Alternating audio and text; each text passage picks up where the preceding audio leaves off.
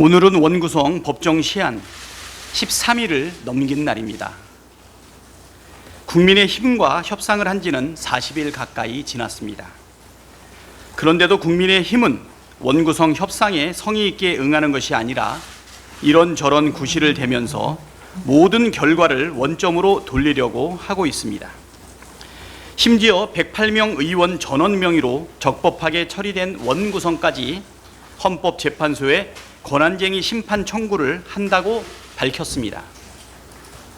법을 무시하는 것도 모자라서 법을 자의적으로 해석하고 왜곡하는 일이자 정치를 사법부의 영역으로 끌고 들어가는 정치 포기 행위입니다.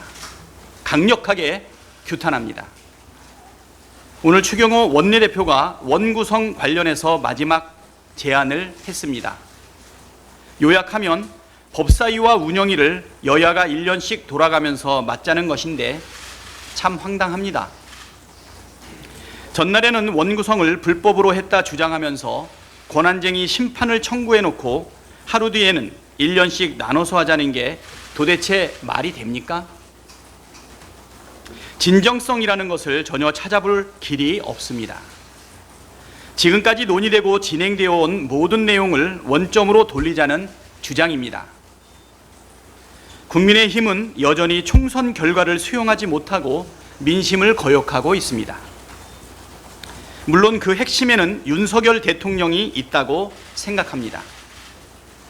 국민의힘이 계속해서 시간만 질질 끄는 속내가 소극적으로는 윤석열 대통령의 심기 경호하느라, 적극적으로는 윤석열 김건희 부부 방탄을 위해서 어떻게든 국회가 정상적으로 돌아가는 것을 막으려고 저러는 것 아닙니까? 민심을 배반하는 것은 협상이 아니라 협잡입니다. 총선 민심은 윤석열 정부의 실정을 야당이 중심이 되어 국회가 잘 제어해서 국정을 정상화시키라는 것입니다. 이를 위해 법사위와 운영위는 필수 사항입니다. 애초부터 거래의 대상이 될 수 없습니다. 협상안을 내놓으랐더니 협잡하자고 하면 되겠습니까? 협상에서 제일 중요한 것은 충분한 신뢰입니다. 상호 간에 신뢰가 쌓이지 않고서 협상이 제대로 될 수도 없고 타협을 해도 오래가지 못한다는 것이 지난한 역사의 교훈입니다. 지난 2년간 윤석열 대통령과 국민의힘이 보여준 것은 신뢰의 파탄입니다. 야당을 국정 운영의 파트너로 단 한순간이라도 인정한 적이 없습니다. 오히려 괴멸시켜야 할 적으로 규정하고 정치 탄압에 열을 올렸습니다. 그걸 국민께서 총선에서 호되게 심판하셨습니다. 정상적인 대통령과 정상적인 여당이라면 민심을 수용하고 바뀌어야 합니다.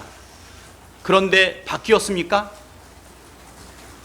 총선 이후 대통령이 바뀌었다는 그 어떤 징후도 찾아볼 수 없습니다. 21대 국회 마지막에 국회를 통과한 해병대원 특검법, 전세사기 특별법, 아무런 꺼리낌 없이 거부권 행사하는 것을 온 국민이 보았습니다.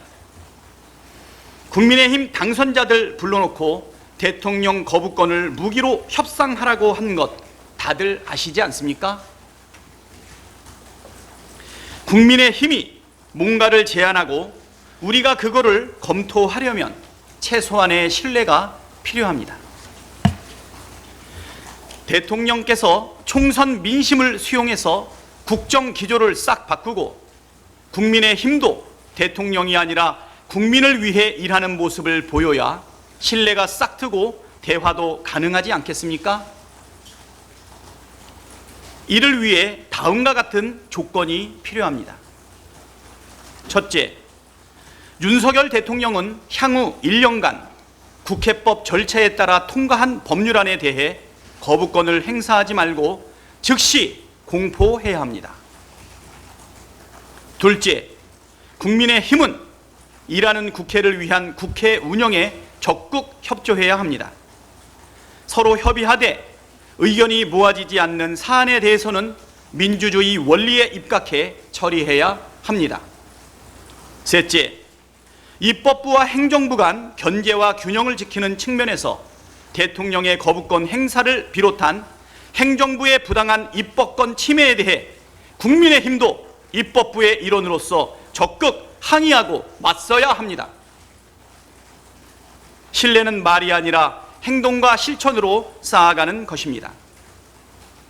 향후 1년간 윤석열 대통령과 국민의힘이 변화의 모습을 보여주고 실천으로 신뢰할 수 있다는 점을 입증한다면 추경호 원내대표의 제안에 대해서도 충분히 긍정적으로 검토가 가능하다는 말씀 드립니다.